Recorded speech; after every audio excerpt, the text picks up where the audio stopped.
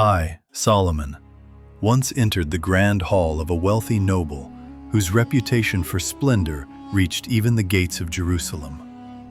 He had summoned musicians from distant kingdoms, drummers whose hands moved like storm winds, harpists whose strings shimmered like sunlit rivers, and trumpeters whose breath shook the rafters as though summoning the hosts of heaven.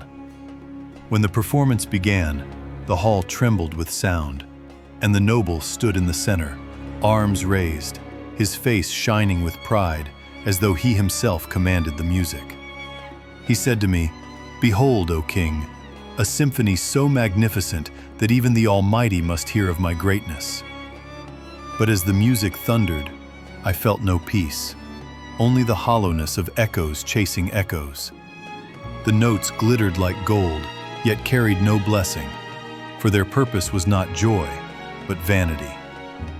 I closed my eyes, and in the roar I heard a faint, sorrowful whisper. Where pride conducts, the music has no soul. When the final blast faded, the noble looked to me for praise. Instead, I asked, "Tell me, did you hear the melody, or only your own name?" He faltered, unsure of my meaning. I called then for a single shepherd boy who tended flocks nearby, and he came with a simple reed flute worn by countless sunsets. He played but a few quiet notes, thin, trembling, humble, and the hall grew still. The music held no power, no grandeur, yet it touched every heart like soft rain upon dry soil. I stepped beside the noble and said, "Great music does not shout its maker's glory. It reveals the listener's soul.